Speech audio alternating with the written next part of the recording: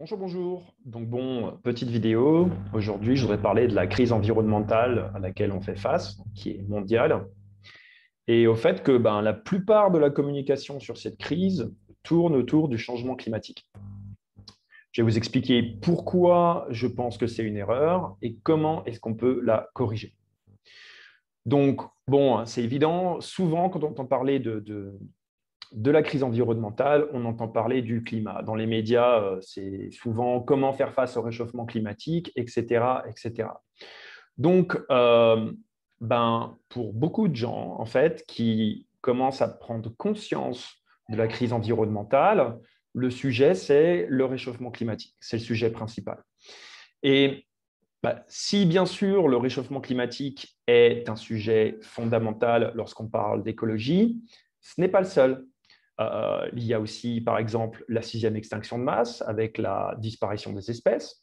Il y a aussi la pollution de tous les écosystèmes, soit rivières, océans, les terres, etc. Il y a la surconsommation des ressources planétaires.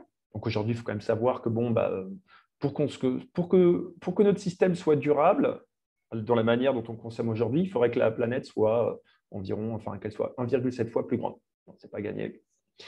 Et puis, il y a la destruction des écosystèmes planétaires. Donc, selon l'ONU, c'est, je crois, 75% des écosystèmes de la planète qui sont ou sévèrement endommagés ou détruits. Donc, réduire la crise écologique au changement climatique, c'est un petit peu limité.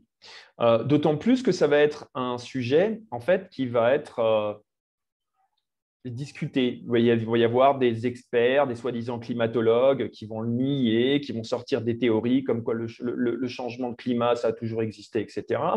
Et donc, on se perd dans une espèce de lutte pour décider si le changement climatique existe ou pas. Et on oublie, en fait, la crise environnementale dans son aspect multifactoriel, dans sa totalité. Et ça, c'est vraiment problématique, en fait, parce que si on commence à prendre la crise environnementale dans sa totalité, on s'aperçoit que quand on parle de surconsommation des ressources, quand on parle de destruction des écosystèmes, quand on parle d'extinction de masse, quand on parle de pollution à tous les niveaux et de réchauffement climatique, on parle encore de symptômes. Et de symptômes de quoi? De symptômes de dépassement des limites planétaires. En fait, notre impact humain est plus important que ce que la planète et ses écosystèmes sont capables d'encaisser. Donc là, on est vraiment dans les causes, en fait. On a un impact humain qui est trop important. Cet impact, il est déterminé par quoi? Par nos choix et nos comportements, tout simplement. Donc, le problème, ce n'est pas vraiment le réchauffement climatique, c'est les comportements qui font que nous dépassons les limites planétaires et que donc nous détruisons les écosystèmes de notre planète.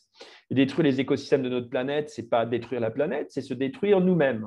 Parce que finalement, la planète, avec ou sans écosystème, elle reste là. Par contre, nous, sans les écosystèmes, on part. C'est fini. On en a besoin pour notre existence. Si vous prenez en compte, imaginez où serions-nous sans les écosystèmes de la planète. C'est simple, la question ne se pose même pas, on n'existerait pas. Okay. Donc là, en fait, à se pencher trop sur le réchauffement climatique, on fait du traitement d'un symptôme qui en plus est controversé et on oublie tout le reste. Et ça, c'est problématique parce que ça ne nous amène pas à avoir un raisonnement rationnel sur le problème. Ça ne nous amène pas à avoir des conversations constructives. Vous savez, c'est un petit peu comme quand je lis dans les journaux, l'huile de palme détruit les forêts primaires. Mais non, ce n'est pas l'huile de palme qui détruit les forêts primaires, c'est nos comportements. En gros, c'est un petit peu notre cupidité et notre manque de conscience, quoi. Donc, il est vachement important de commencer à prendre conscience de ça, se rendre compte qu'en fait, on a un vrai problème de conscience et c'est aussi lié à un problème de communication, de perception du problème.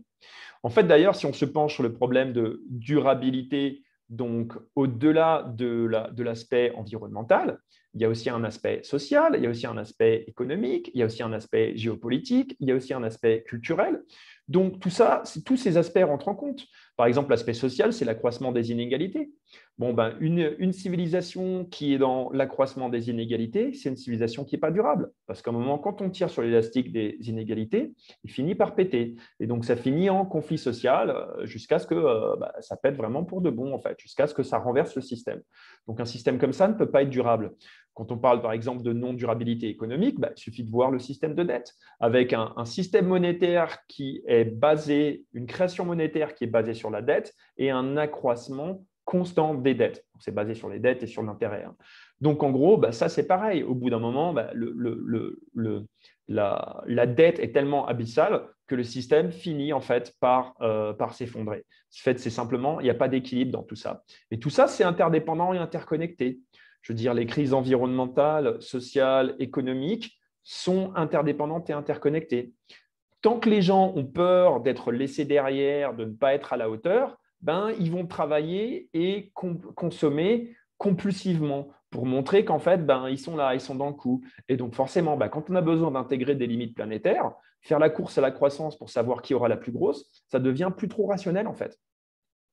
Mais bon, il est temps, pour pouvoir en prendre conscience, de faire un petit peu évoluer la communication, parce qu'aujourd'hui, elle me paraît un petit peu limitée, et surtout, elle n'amène pas à ce qu'on puisse faire un consensus, tout simplement sur les causes du problème et sur le moyen de les résoudre.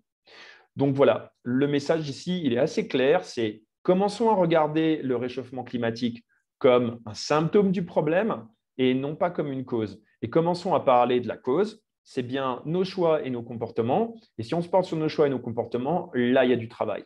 Parce qu'en fait, ce qu'on s'aperçoit, c'est que ces choix et ces comportements sont en grande majorité liés à des mécanismes qui sont encore inconscients aujourd'hui et qui serait peut-être important de commencer à mettre en conscience.